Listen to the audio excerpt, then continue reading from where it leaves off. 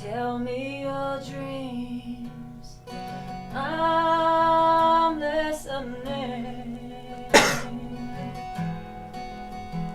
Dearest one, you're hurt. Tell me everything, lean on me. Trust that I've heard you must have forgotten you're made of nothing but love.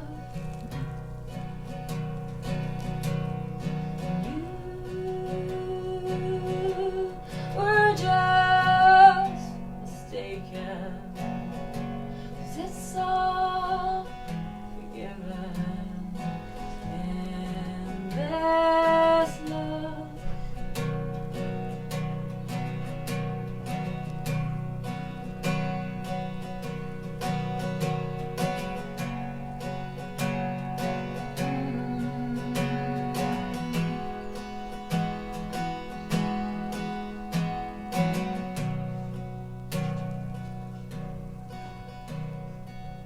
Give your burdens to me, rest your feet, lay down in my love, let your heart find its beat, stay with me. Just be with me.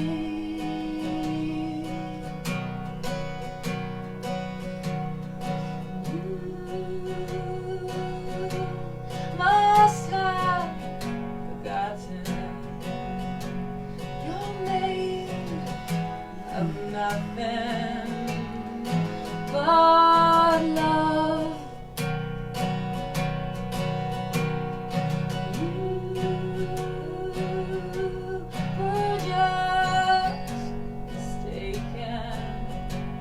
It's all forgiven in this love.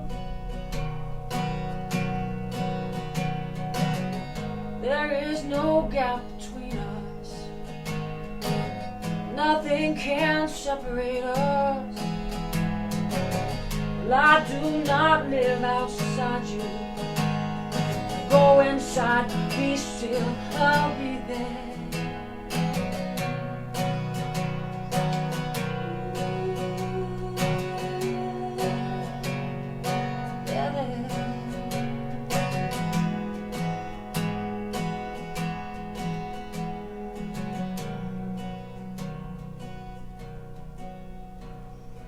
You must have forgotten you're made of nothing but love. You were just mistaken, 'cause it's all forgiven in this love.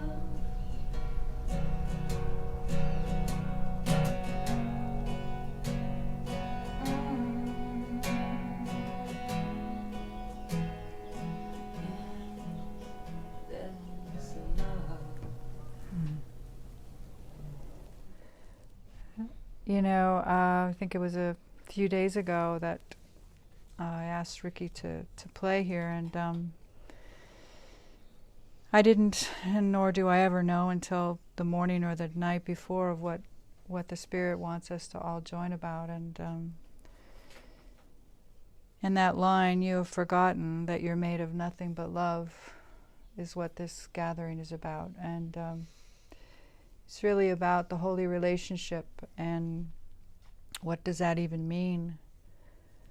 And why is it that the Course in Miracles, unlike many or most traditions, it's based on our relationships?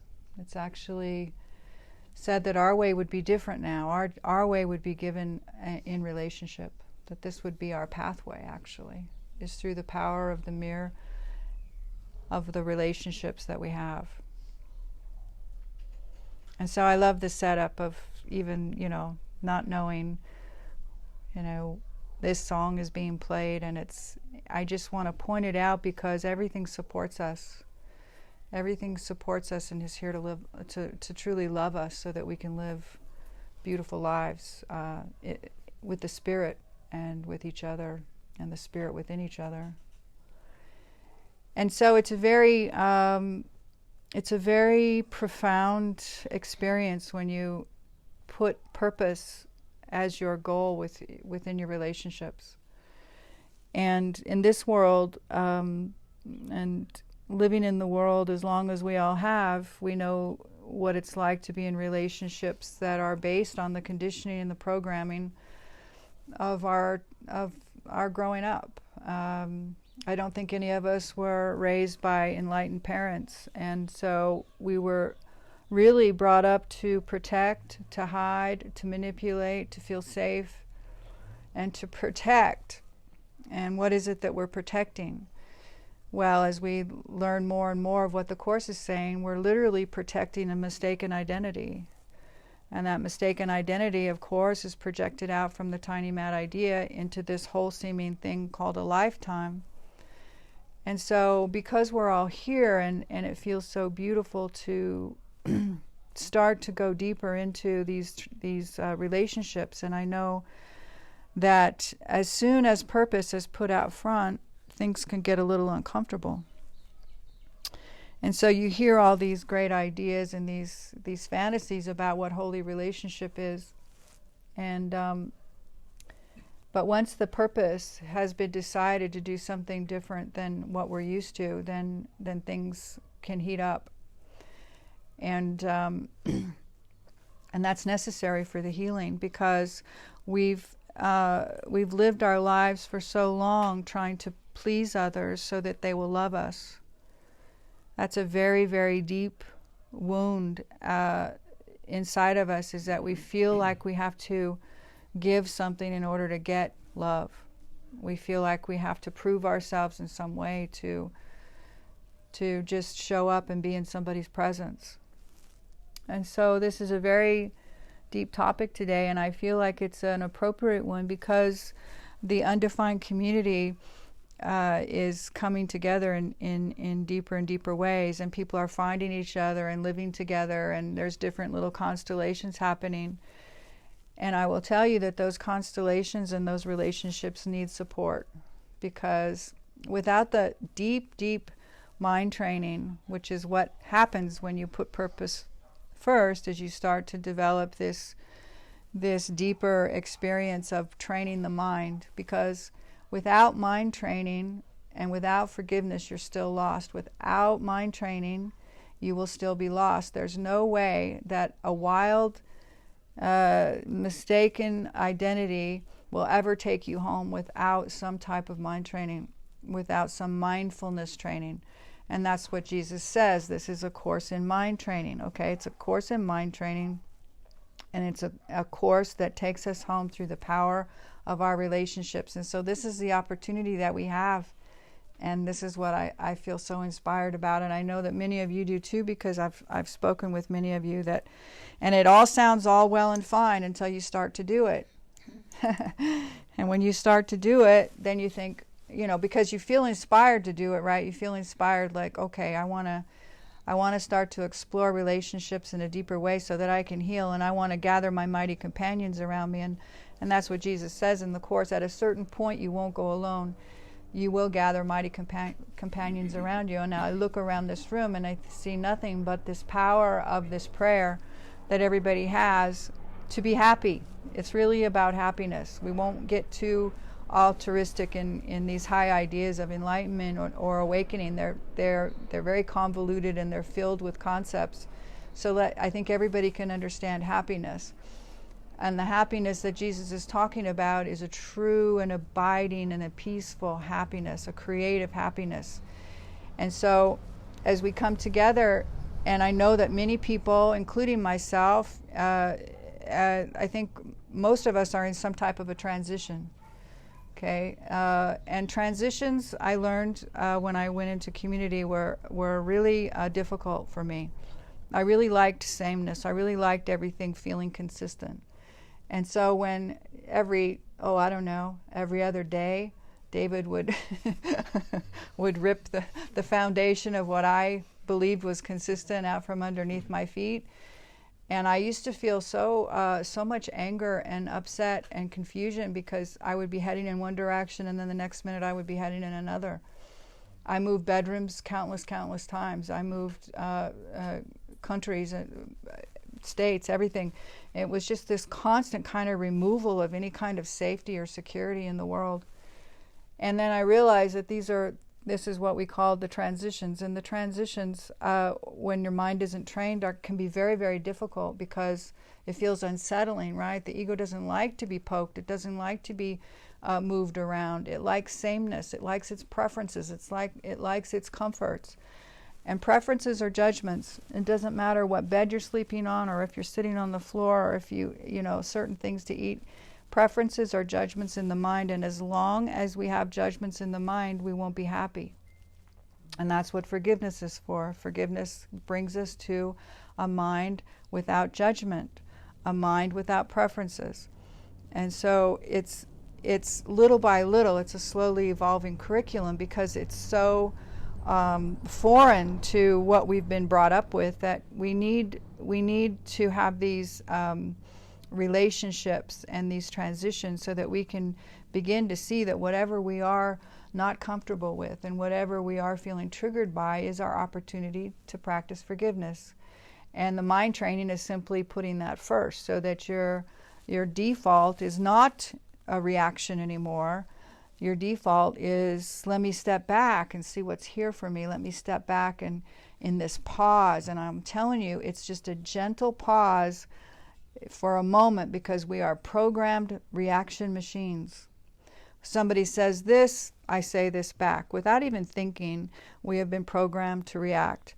And that is because there's this deep, deep fear that somehow we will not get what we need, we'll be abandoned. And so we want to use these relationships and these transitions. And right now, with these kind of new configurations that might be happening, and people, maybe some of you have just arrived and, things aren't exactly the way you thought they would be. I remember that was always the big thing in community, that this disillusionment would happen straight away as soon as you got there. It was like, what have I done? And what is this? And I have to share a room with who? And it was this, we always knew it, and I knew it because I went through it myself. There's just this big disillusionment because you're so used to being the king or queen of your kingdom. And so it's this, like, all of a sudden there's this discomfort arises. Well, this discomfort is what we want to welcome. We want to welcome, and this is one of the hardest things for Course in Miracles students and teachers to get, is this discomfort is absolutely what is necessary for healing.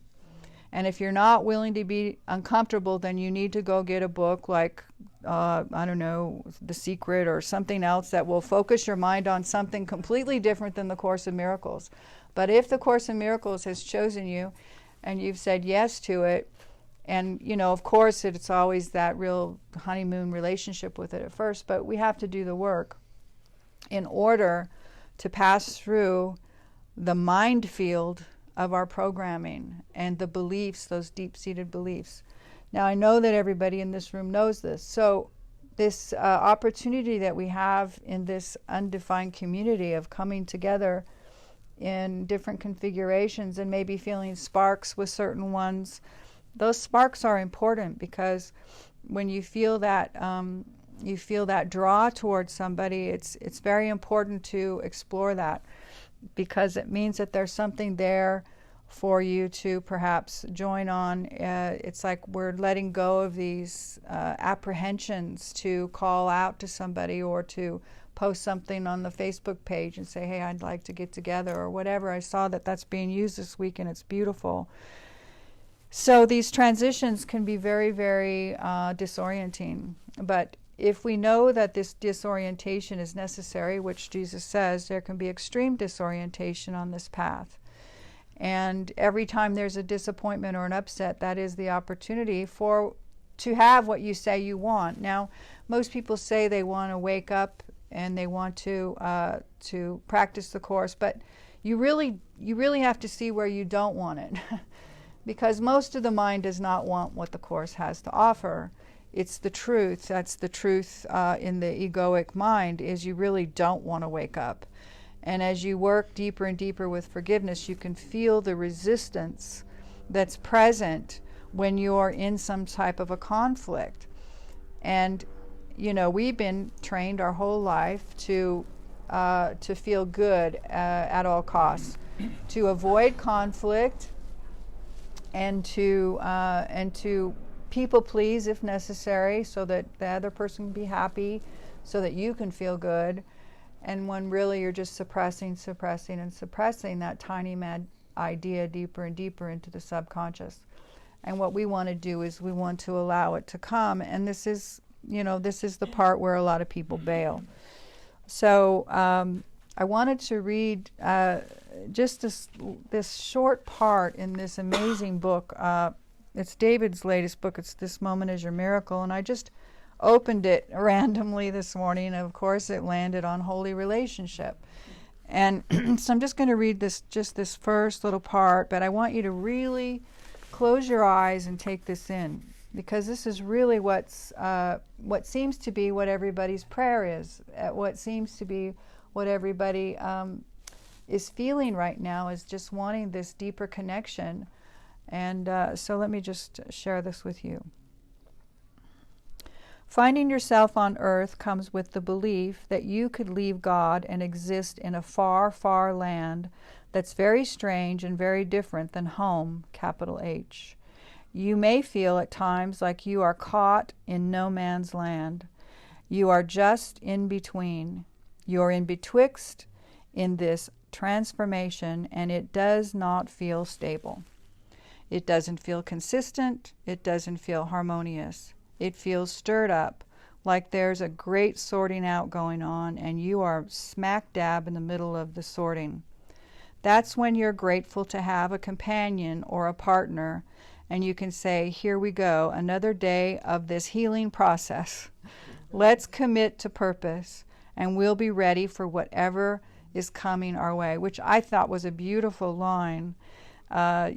First thing to put purpose out front. And I do think it takes this kind of attention, especially if you are very much wanting these relationships to be used in this way. He says, let's commit to purpose, and we'll be ready for whatever is coming our way.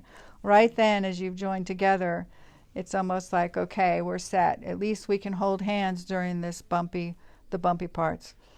As you make a stronger commitment to healing your mind, and if you have a relationship with a special partner, you may feel your relationship begin to transform and shift as you align and open to the Spirit's path.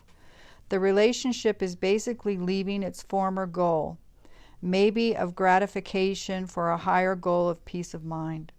This is an experience of relationships becoming less personal and more encompassing. In other words, the move from special relationship to holy relationship is directly related to the shift from a special, distinct, and separate purpose to a holy purpose in your mind. The decision for holiness or holy relationship comes from within and is reflected as a deeply felt purpose in each and every encounter and situation. Entering into holy relationship means that you will find a deeper meaning in the stillness of your own mind. You will be happy because you experience the meaning of the present moment and the miracle that is your essence. This is the birth of being yourself, capital S. Until you reach this higher self-realization, people in your life are just concretized beliefs. Now that's deep. Okay? Thoughts are images I have made. David used to always say to me, people are thoughts, Suzanne. People are thoughts. And I'd be like, okay, here we go. Until you reach this higher self-realization, people in your life are just concretized beliefs, acting out the unhealed parts of your mind. Okay? So this is, to me, this is what makes holy relationship, meaning we've put the purpose out front. We're going to use our relationships for healing. So if you are a concretized belief in my mind, as soon as that is healed, then what happens is you start to become into this unified place in your mind with everyone.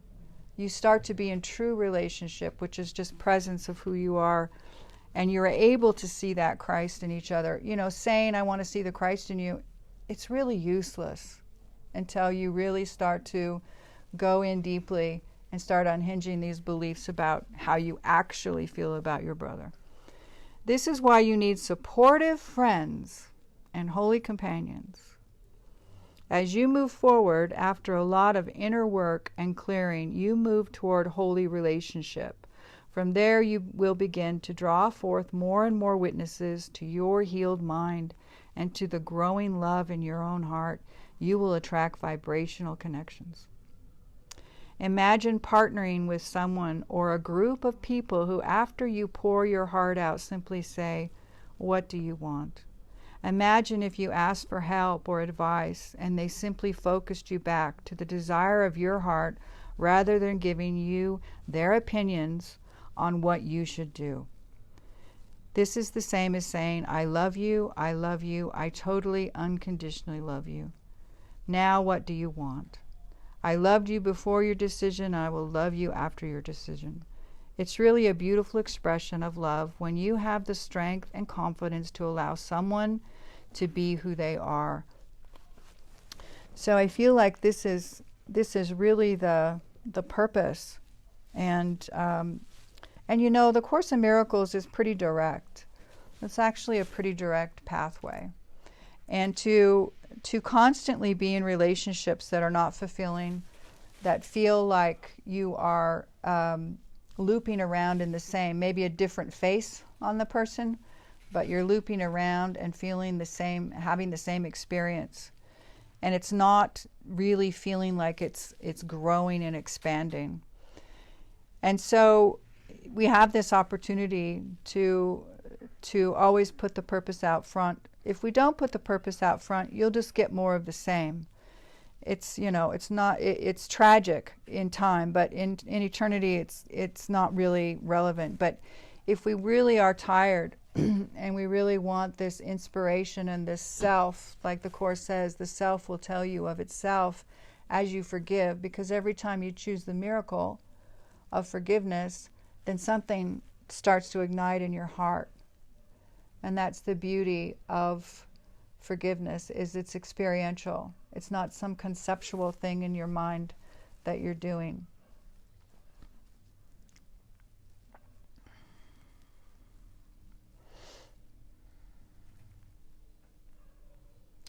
So the ego will just want to feel comfortable. So it'll want to get with the people that it likes the most. It'll want to get in places that it likes the most. It'll want to actually thinks that if it's not comfortable, then there's something wrong.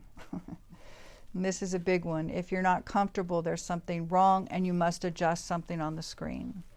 And so that's not really the direction that this is all heading in. It's really seeing where the discomfort is and going within first and seeing what it truly is for you. And then there may be some right action of moving right or left or something like that, but you don't lead with trying to, as they say, move the deck chairs on the Titanic. You know, the whole thing is going to go down, and this is the ego is so afraid of. It's afraid of loss of control. It's afraid of losing what it thinks it needs. And we have a whole list of things that we think we need to be happy. when really all we need to do is look at what's in front of us and see where our mind is in any given moment. And that will tell us what work we need to do. So as we go through these transitions and we see that things aren't quite the way that we want them, do you know that that's always going to be the case? That's always going to be the case. It doesn't matter how glorious the situation is. You know why? Because you have a belief in the separation from God. It's not really that the bed is uncomfortable. It's because you have a belief in separation from God. Okay? So it's a very deep and mystical and profound pathway if you take it all the way. And that there's a part in the Course that says that you do not know your own best interests. And so many times I find myself saying out loud, I trust you. And I don't know why I say it out loud, but it just seems like in those moments where it looks like something isn't going well, to say I trust you out loud to this invisible love, this invisible power that you are truly connected with, that is truly who you are, then there's just this opening in the mind. And you know, when we say these prayers, when we genuinely say a prayer for healing, like thy will be done, I do not know the way to you, but you know, and I will trust that. It's this relationship, which is really what all the relationships that we use with one another is pushing us into. We practice with seeming others until there's a full transfer of training, and then we realize that this was all for this holiness to be remembered within ourselves. Isn't that beautiful? It's like that's why we use relationships, to bring us into our true and authentic self, capital S, where there is no disturbance, there is no loss, that we truly abide in this peace and this rest. And it takes work. I mean, you know, it would be nice to say it doesn't, but it does. And so, you know, and I think because there's a lot of Americans and Canadians here, it's like we're just spoiled with instant everything. And so then we're not patient with ourselves when it comes to how we learn and how we work with ourselves and others. We're not patient.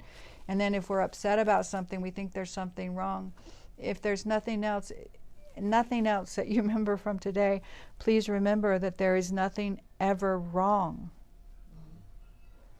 Can you even take that in? There is nothing ever wrong.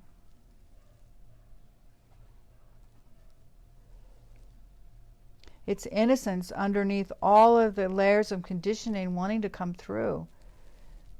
And the ego will interpret it as wrong to keep you looping around trying to fix this thing that seems like it's wrong. And it's so very, very counterintuitive. And so this tiny mad idea of projection, it's doing its number, it's doing its thing. The world is showing up exactly how the projection intended it to show up, in complete fragmentation, disorientation. It's very unsettling right now, seemingly in the world, if you look at the news. But I love it because it's just showing that it's on the surface now. It's not really hidden. There's massive transition happening. And I think that's why everybody feels this kind of ignition or this activation for joining together in a deeper way, because we need to hold hands. We need to hold hands through this, and it's not about holding hands because there's something going on in the world. That just supplies us with a bit more pressure, like the coal that turns into a diamond. I always use pressure as a transformative thing.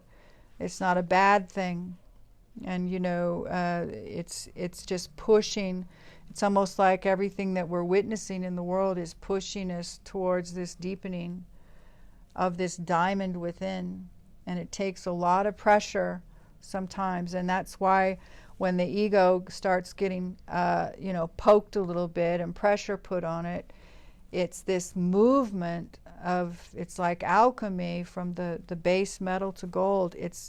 So it's retranslating pressure, it's retranslating problems, it's retranslating conflict into, okay, this is healing. All of these things are happening because I have opened up and I have said yes to forgiveness. And once I do that, then it's almost like all this suppressed energy of separation is able to now be invited upward into the light. But if we're not going to be alchemists, if we're not going to be miracle workers in this, then we'll keep wanting to, we'll be afraid of that thing that we've protected our whole life through relationships that are filled with compromise, through doing things we don't really want to do. We have to start to allow these things to lift up into the light of our own mind. This is where the rubber meets the road. It's being emphasized by the phone. Yes, yes, yes, yes. It's not mine, I just gotta pee.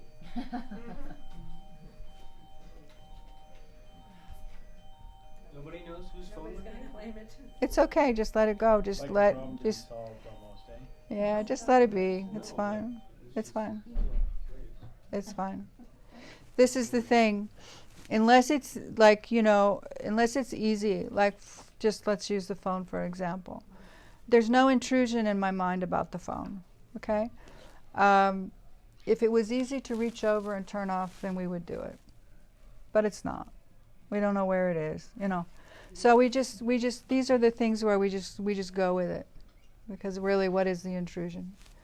So, and this happens all the time, every day in life, right? These little things, and then you try to fix it, and then there's this franticness, and then, and all of a sudden you're just caught in the mind on something that is really not worthy of your mind energy. And that's the same with, like setting the intention for the day, like in the rules for decision, setting that intention for the day. It's not necessarily setting the intention for the day on form. It's setting the intention for the day of having peace as your goal. And then whatever happens is to use forgiveness to return to that original purpose that's set in the morning.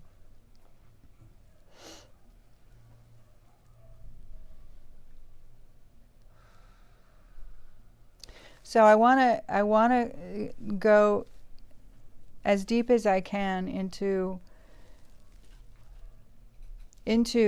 the uncomfortable aspects of this path. And I know that we've talked about this, but we need to be reminded over and over and over and over, because the veils of the ego and the curtains of forgetting will close, and you'll forget. Like, you'll have these aha moments, right? And you'll think you can never be touched. It's like, oh, I feel so awake. I feel so good. And then 10 minutes later, you can't quite remember it, and you don't know why. Well, this is truly, truly, truly the practice. This is a spiritual practice, forgiveness, and the minds are untrained, and they're built to protect the tiny mad idea. So it's a complete reversal. It is a complete reversal of thought. So it's not natural to the ego to do this work. Okay, it's very unnatural, and so we want to shift gears on every day in a deeper and deeper way. Because if you are not feeling this expansion and this peace and this creative kind of joy. And I'm not talking about, being in la la land and a bliss ninny who's covering over massive amounts of wounds. I'm talking about, you'll know it when you feel it, and you've felt it already. You've had instances. Maybe it's not as consistent as you would like, and that's what we're going for. And that's why the power of this group in this room you could heal completely just with what's in this room. And that's why I think it's so inspiring to be together. And, people showed up here at 9:30, and it was so beautiful, because it's like, oh, everybody just, they just feel the love when we're together, and the safety, I think, and the connection of, and this is what satsang is really about. It's really about just coming together in this deeper feeling of connection, and so to be able to use these relationships in this way is really precious. And sometimes there's so much anxiety inside that you don't feel comfortable in groups, or you feel like you need more silence or different things. But really, if you can pause making up your mind about what you need, if you can just put that mechanism on pause and ask, then you'll be able to see, no, I really do want to be in the meeting, I'm just uncomfortable. It could be that, instead of this default of thinking that you know your way out of this paper bag, because we really don't know. But we are told that we will be given guidance. And this is very, very practical, because that comes in when you start to just step back ever so slightly from being the decision maker, to being the manager of your awakening. Fire the manager. You don't need the manager.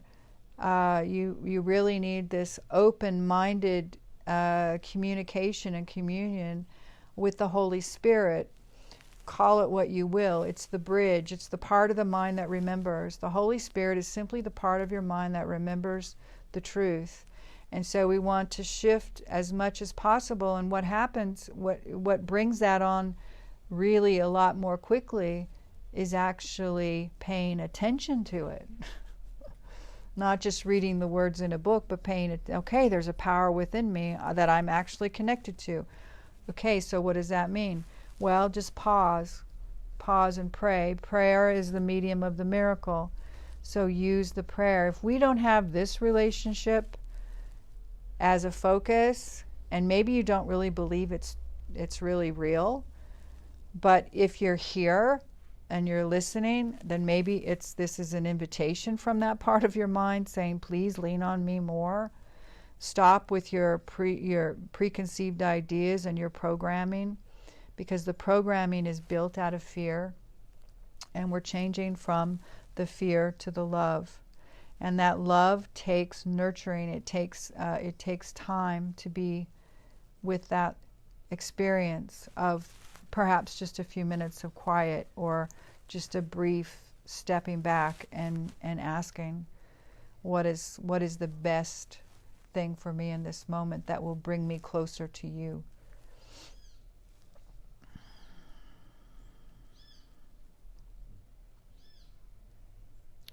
So there's patience that's required. There's patience that's needed.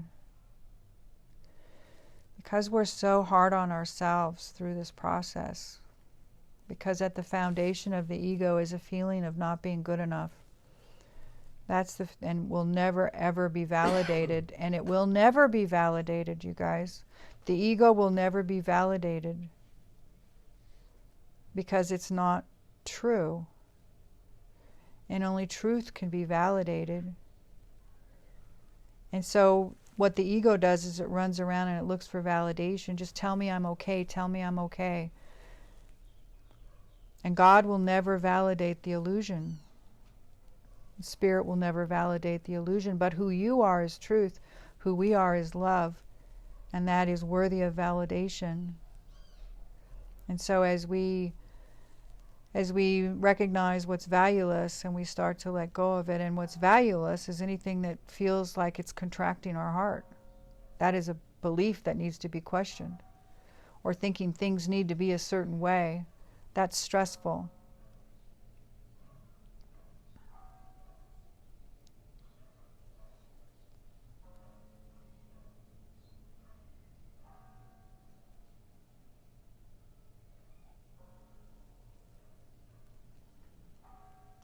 Forgiveness is the great de-stressor.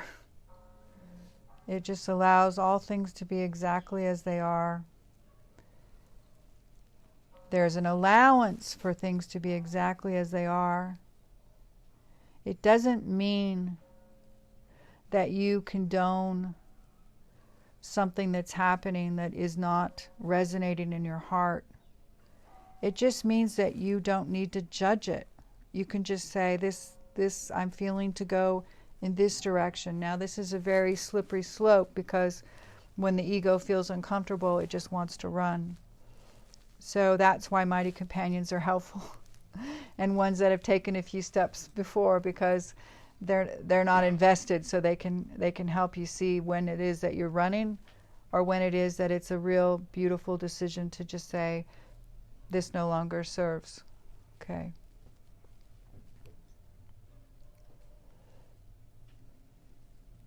So I think I'd like to hear from anybody that has anything fresh. I know that you guys have moved into different little pods and stuff, and if there's anything that that's current that you've witnessed for yourself, or you know, that you can share with the group, that would be really nice.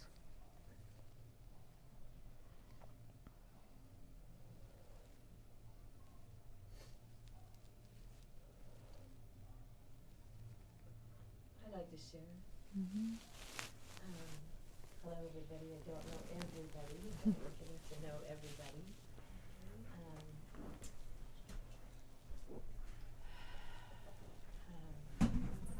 We had I'm living over with Elaine and Anya and Sue over off Cinco de Febrero and Angel Flores on the corner in this house. So there's 4 of us right there,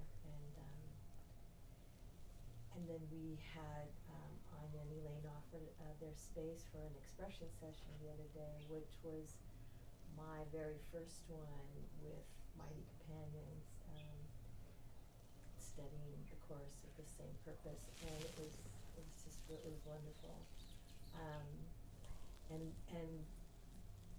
and the idea of having that come through, because that's what I've been desiring since I got here, to have that come through was so wonderful. I kind of felt like high on that, for a little while. And then I got up yesterday morning and it was like, right in the... And so I appreciate what was being said this morning, because I realized that it's got to be a moment-to-moment, putting that purpose out in front, and staying in the it's okay to not know how to do this frame of mind. Because I have asked to join a couple times and gotten really uncomfortable in it, not it seems like there was distractions and whatnot, and I'm not giving up on it. I'm not giving up no matter what. And I used to keep this thought in my mind as a way to be able to stay in the uncomfortableness, because I always wanted to look good, doing everything. And so if I can stay like Bambi on ice, I'm never going to get a claw in it and get comfortable in, kind of being wonky, that this will keep me, actually kind of keep me balanced by keeping me off balance. So I just want to thank everybody for being here, and would say use that the Greater Joining site to post if you're offering a gathering or want to join. We just respond to each other that way. I think that's wonderful. So just thank you all. That's what I want to say. Is my deepest is grateful that we're all here, and it's what I wanted for so long. So. Yeah, you came here, you left your husband and your home for a while, and thought you were on your way to Peru, as several in here have thought that, as well as myself. But it's a shift, and then instead of, as some of the conversations I've had this week with people is, there's this kind of feeling of, well, this isn't what I thought it was going to be, and it's so beautiful to join in this exploration of even that belief. Like, Can you just look around? Can you see what's being offered? Can you bring yourself to the table? Because guess what? This isn't about deferring to some teacher anymore. This is about finding your own internal guide. And to be able to and you did, you wrote on the Facebook page, and I saw all these beautiful responses. It's like, this is, if you want to be happy, there has to be an element of extension, you know, to say what it is you want. You're worthy to say what it is you want. Like, hey, I'm feeling like I would just like to go to dinner with somebody tonight. Is anybody available? That Facebook page can be like our bulletin board of joining with purpose. And you know, I hear that somebody's at a dinner with a bunch of people, and they're like, "There's too much talking. There's too much." Well, you know, this is the opportunity then, you know, to bring yourself fully there, and for everybody to be okay with whatever it is that anybody needs to do.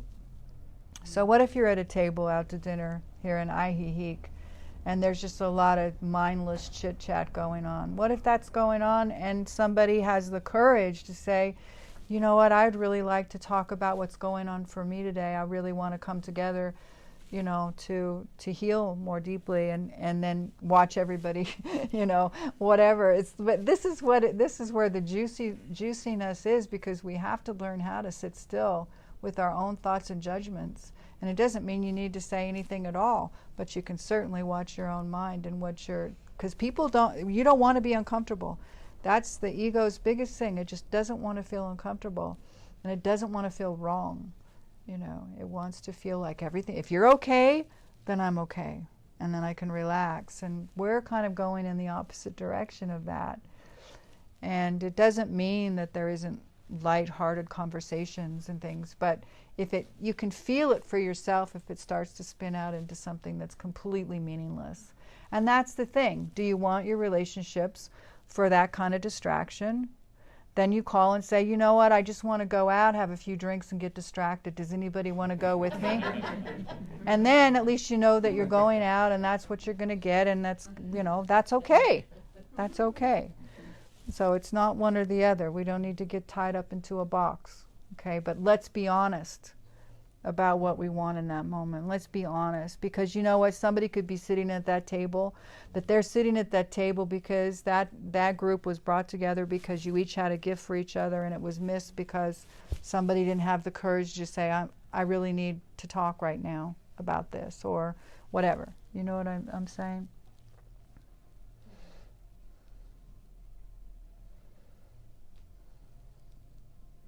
And there's a line in the Course that says, whatever is lacking in any situation is what I'm not bringing to it.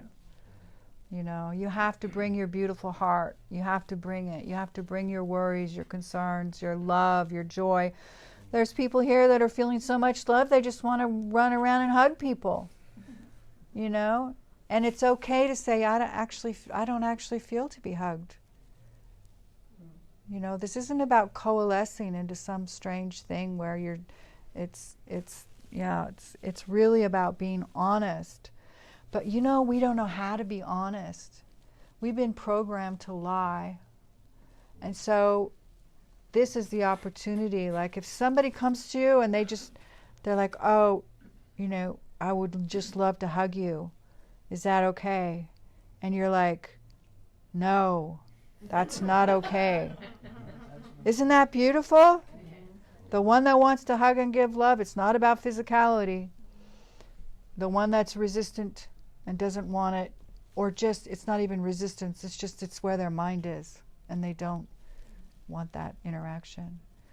What it does is it opens up what's underneath it all, you know, because we're actually all connected. But it opens up this trust. Like we can trust each other in that, can't we? We can trust that we're not going to go out and just hear some blah blah words that doesn't really share who we are. And there's a lot happening right now, you know. There it feels like there is this quickening going on and a deepening going on, and I think that this is it. I think it's just this dare to be honest. When I came into community, I realized that, and it was a harsh realization, that all of my wonderful relationships were based on manipulation and control. And I didn't know it. I just simply didn't know it until I actually saw authentic communication. And then I was like, oh my gosh, this is really something, you know, and it's fresh and it's always new, and you don't get into these patterns with each other, and you don't get into this familiarity, because it's always new, because you're showing up 100%, then they're going to show up 100%, and guess what? Then it's joyful.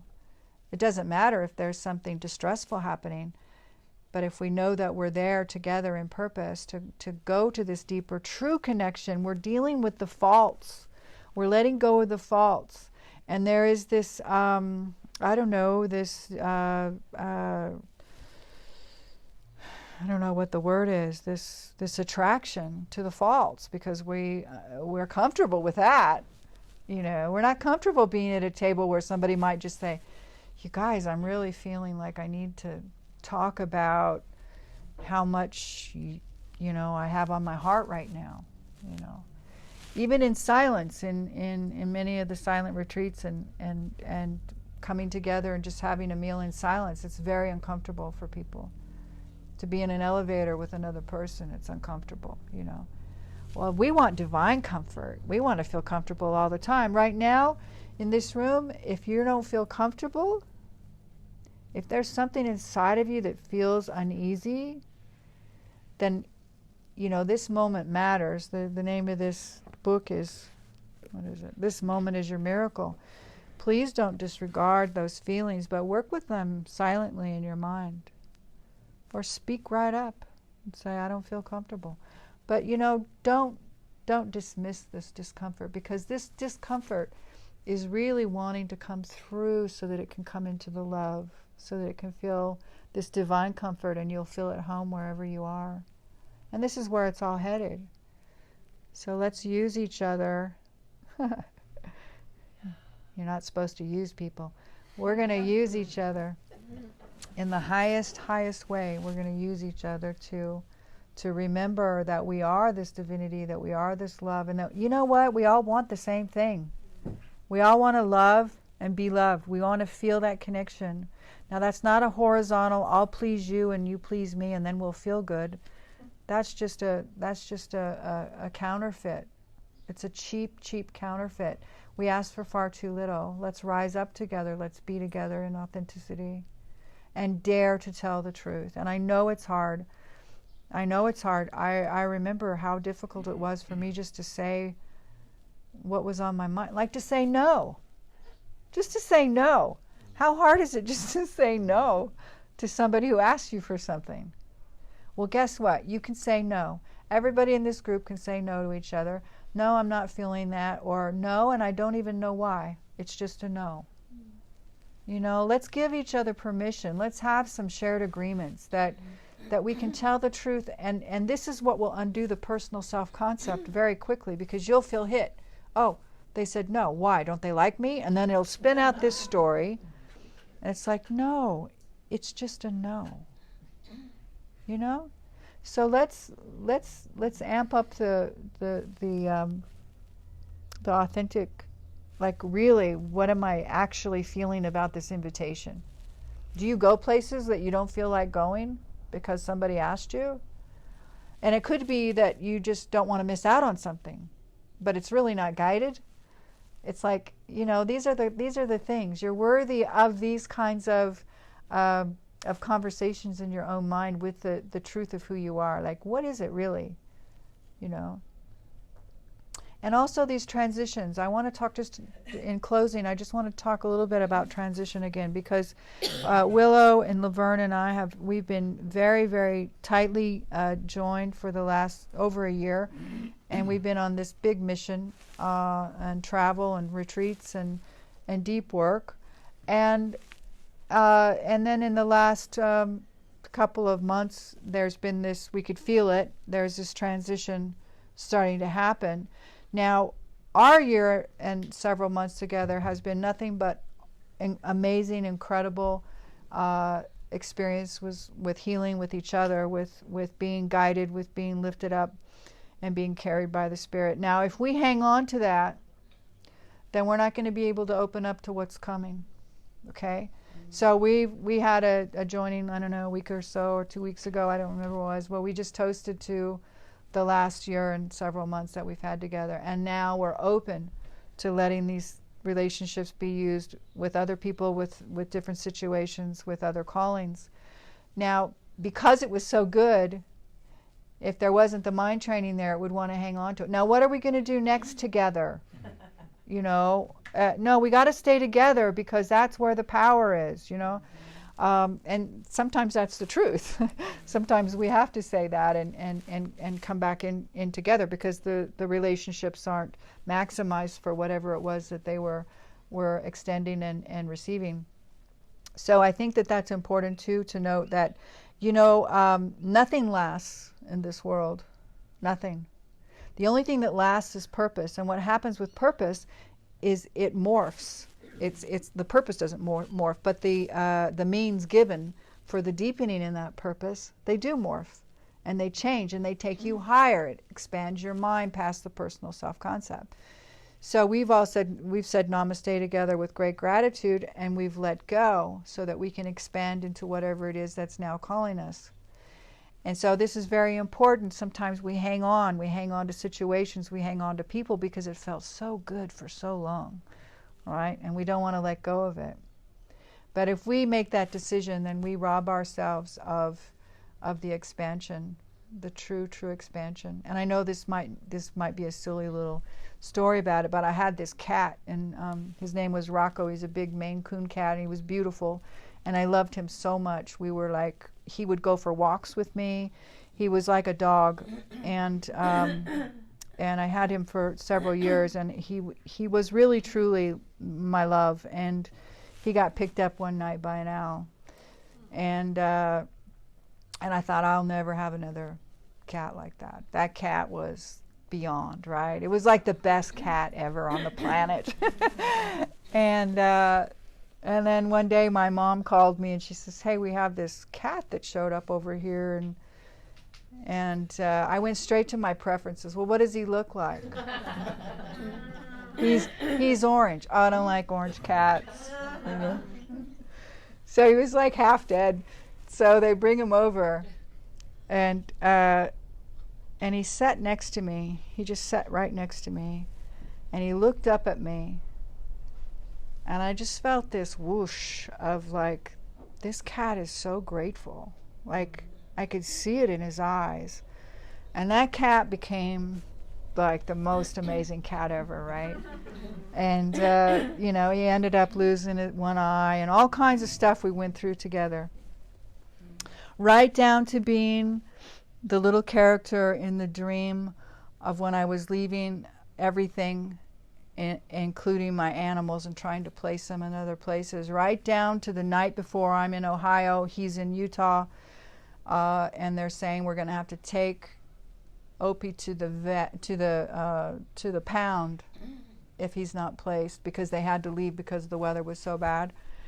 And I locked eyes with Lila, who I was with at the time in Ohio, and I said, I will not lose trust now, even though I had tried to find him a place and I couldn't. And I just said, I can't go down that alley because it would be too hard. But I had to actually release the belief that him going to the pound would be the worst thing, you see. I had a belief that if he went to the pound, that would be the worst thing. So we uncovered that together in our strength. And I just said, okay, I completely surrender. I said, Lila, let's just have one more meditation about this cat.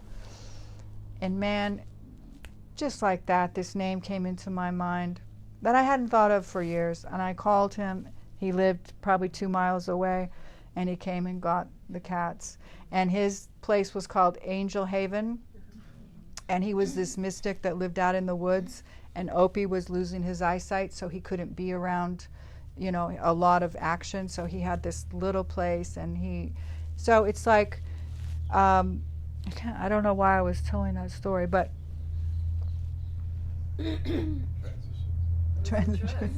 trust in the transitions, trust in the letting go, trust that things actually can get more expanded.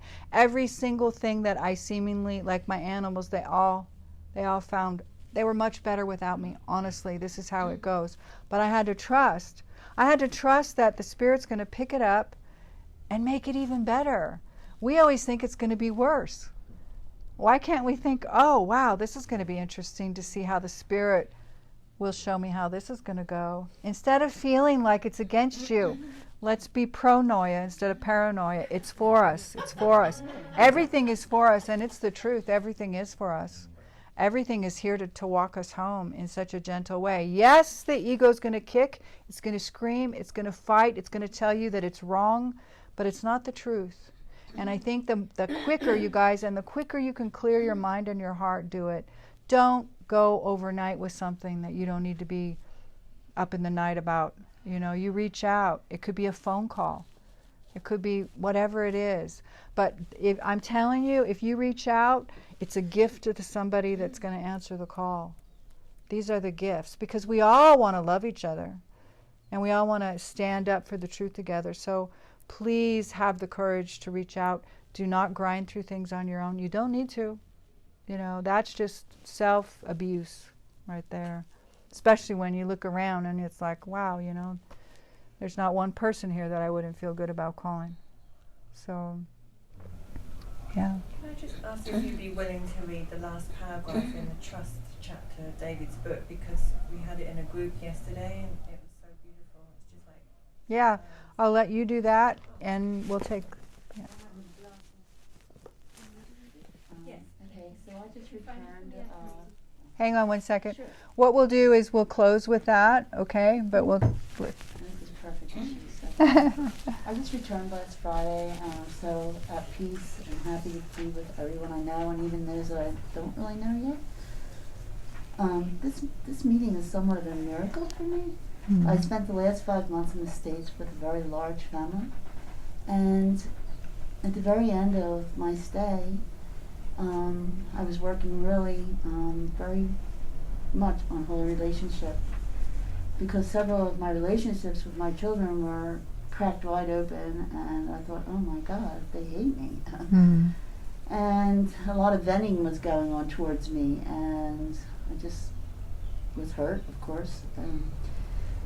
So I just prayed one day to the Holy Spirit, and I said, please show me what's going on, because I'm so confused. And of course, he led me right to the holy relationship, and not only did he lead me to that, but he led me to the trust on the teachers of God.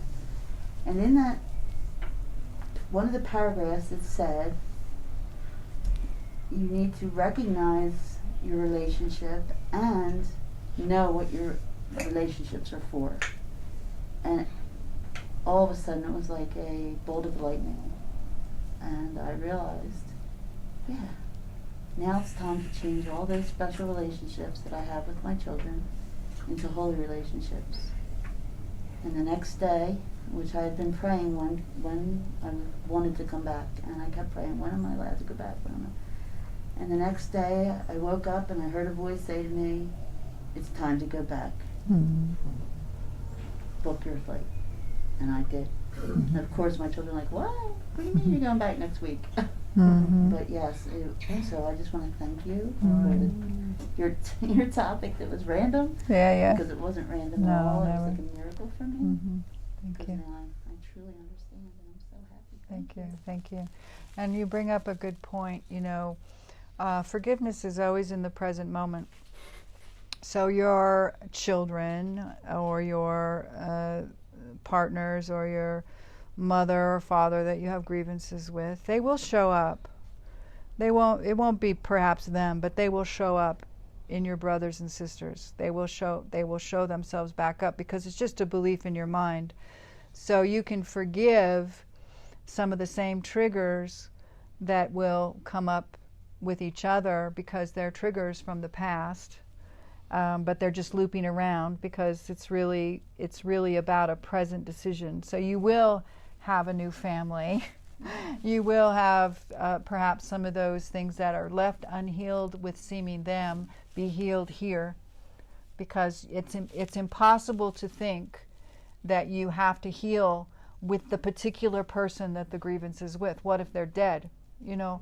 So it's not really about that. It's not making amends, perhaps, with the same person that you have the grievance with, but you will see it. It will come back again in these deeper relationships now, where you can actually feel safe and have this connection and this purpose together. So, yeah, thank you.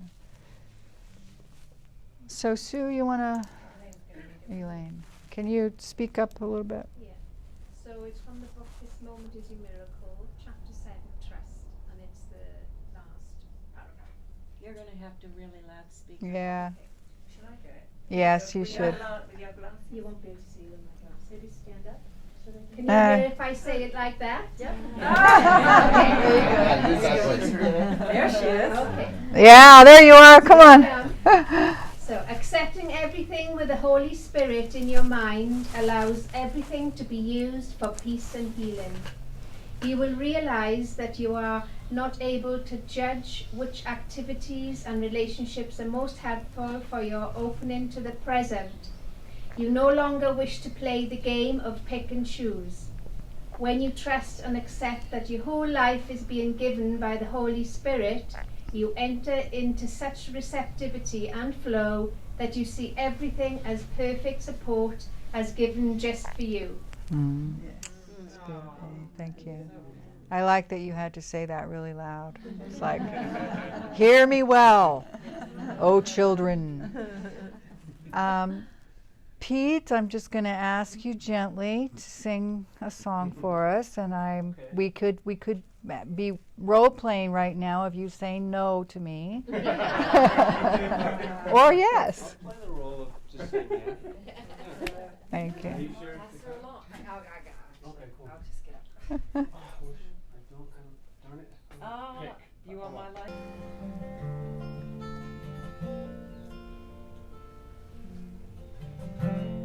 When you see yourself as weary, come to me and be undone. When you see yourself as tight and unkind, come to me and I'll unwind your mind.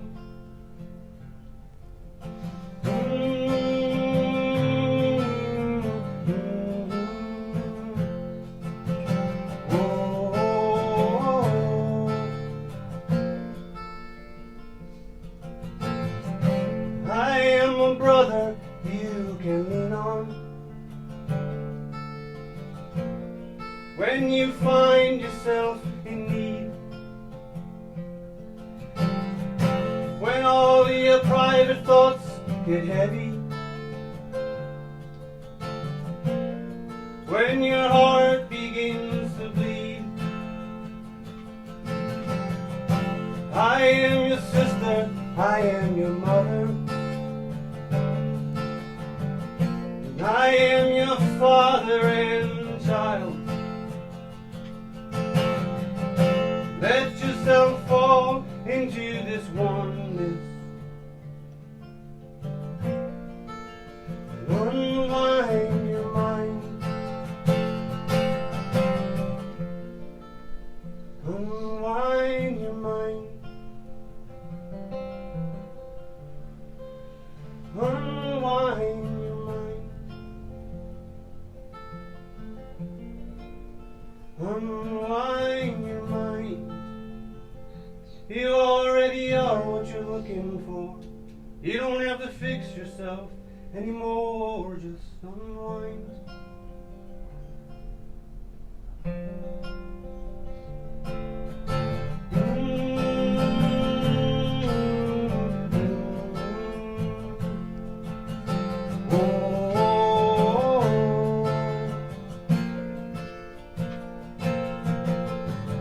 A lot of things coming if you're looking up the river.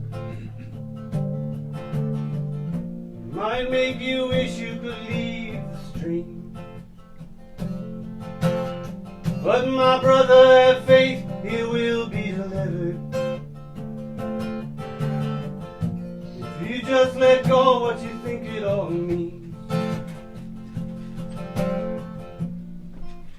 and unwind your mind.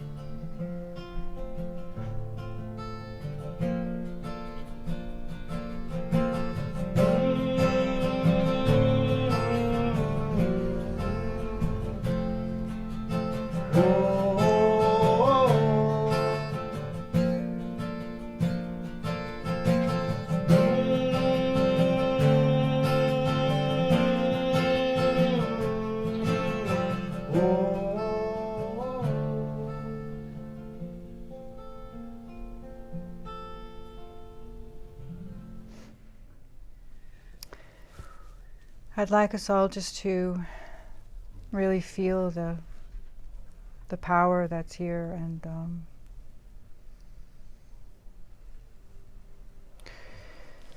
you know, the words that have been spoken and the songs that have been sung, they come from a place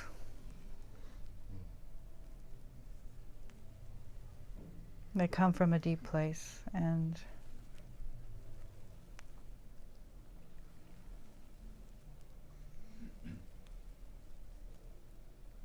there's nothing more beautiful than this depth. There's nothing more beautiful than this presence. And so the prayer for all of us that we can join in is to take us deeper into that presence. Take us deeper into that connection with one another. That, you know, when a song is sung and you can feel it go to your heart, that your heart and my heart are the same, and that no matter what seems to be scampering on the surface, we don't care. We want to go below that, and that's the unwinding. That's the unwinding of the mind. It's like the mind is not your friend. You have to unwind out of it, down into this deep, beautiful, peaceful, safe, nurtured connection with yourself and with one another. And so we just invite the Holy Spirit into all our relationships. We invite the Spirit to show us the way. And we invite ourselves to ask more vigilantly, more deeply for this guidance, for this remembrance as we pause and let go. This is what it's all for. So thank you. Thank you, thank you, thank you. Thank you. You still have a question? Is it inappropriate to ask for a name with each face? A name? You could just go around and ask for names. You just call each other love. I say that's the easiest. Somebody said, "Are you from England?" I said, "No, it's just easier because it's more truthful. You know, love. Hey, love." It's more honest.